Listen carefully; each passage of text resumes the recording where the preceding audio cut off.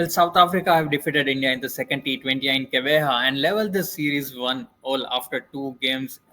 A low-scoring thriller in Gqebereha that South Africa won.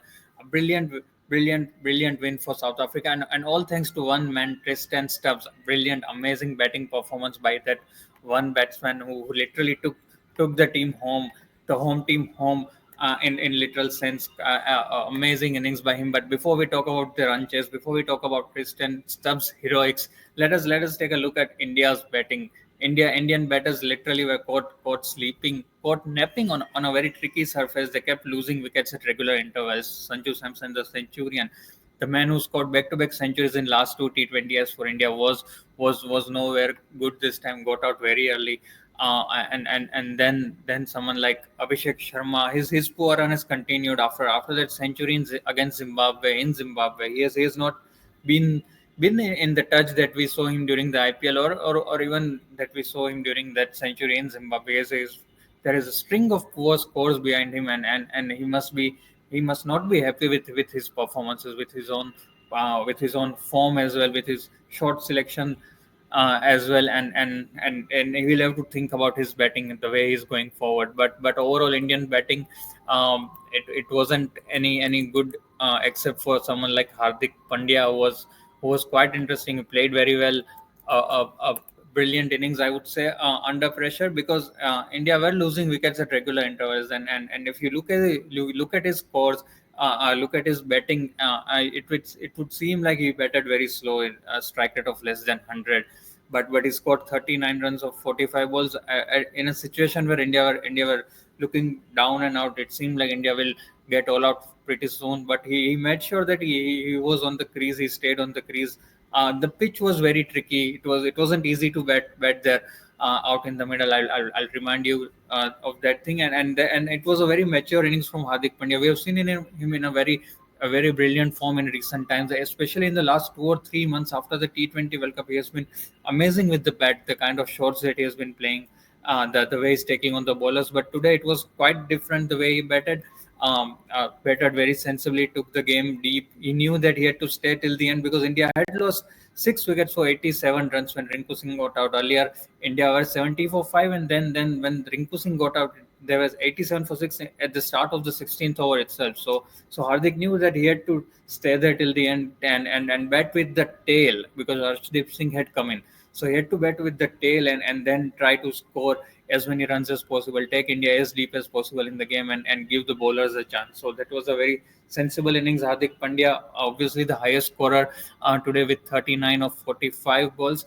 And Axar Patel also once again showing his caliber with the bat. Not a very big score against his name, but again 27 of 21 before he got out was quite interesting. And then Tilak Varma as well, chipping in with 20 of 20 runs after the top order failed. Samson, as I mentioned earlier, got out for a duck. Abhishek Sharma was dismissed for 4. Suryakumar Yadav also was dismissed for four runs, and then India ended their innings at 124 for 6 after 20 overs. So it wasn't too much to chase for the South African batters, but Indian bowlers did make a game out of it, even out of such a low score.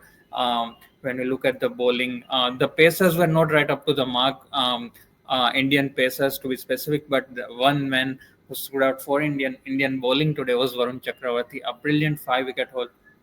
He was also on a hat trick at certain point in time, and it seemed like he might just pull the game for India. He might pull out a rabbit out of the hat, and India might go on to win this game, despite of scoring very less runs in Gqebereha. But one man who completely took South Africa to the win was Tristan Stubbs. Amazing batting, amazing performance, and what a gem that South Africa have found in this man, in this youngster. 47 runs of 41 balls. He didn't hit even a single six, just 7 boundaries. That shows how mature this innings was on a pitch that was very tricky. You see, the batters were not able to score freely as they did in the previous game in Durban. It was not easy to bat, and the spinners were having their say. Indian spinners specifically, Chakravarthy was brilliant. He gave away just 17 runs in his 4 overs. Ravi Bishnu as well gave away just 21 runs in his 4 overs, and Axar Patel bowled just 1 over, but he gave away just 2 runs. So the Indian spinners were dominating on this pitch, but the way South African batters made sure that they had to stay there. Not everyone was able to do that, but Tristan Stubbs was just brilliant. And then towards the end, Gerald Coetzee, some amazing shots there by him. Um, he hit a six, hit a couple of boundaries as well. 19 of 9 balls, and it was by far the best strike rate of the game. A strike rate of more than 200 when none of the other batters were able to go at that kind of a rate. So that was a very valiant hand kind of from Gerald Coetzee, I would say, towards the end, especially when the run chase was getting very tricky. It seemed like India will somehow snatch a victory out of the jaws of defeat, but those two guys, Tristan Stubbs and Gerald Coetzee, made sure that something like that doesn't happen, and they sail home with a win. So South Africa won by 3 wickets. They won by 6. They also won with 6 balls to spare. So a very good victory for South Africa there, I would say, and they've leveled the series against the world champions, against the T20 world champions, and this series is gaining some heat. 2 more matches to go. It is going to be more interesting going forward because South Africa will want a revenge of the World Cup final. India will want to prove that they are rightly the world champions and beat South Africa in their own home. So it's going to be very interesting. The next 2 games are going to be interesting, and we'll bring you all the updates from those 2 games as well. But for that, you need to stay tuned to Cricket Next.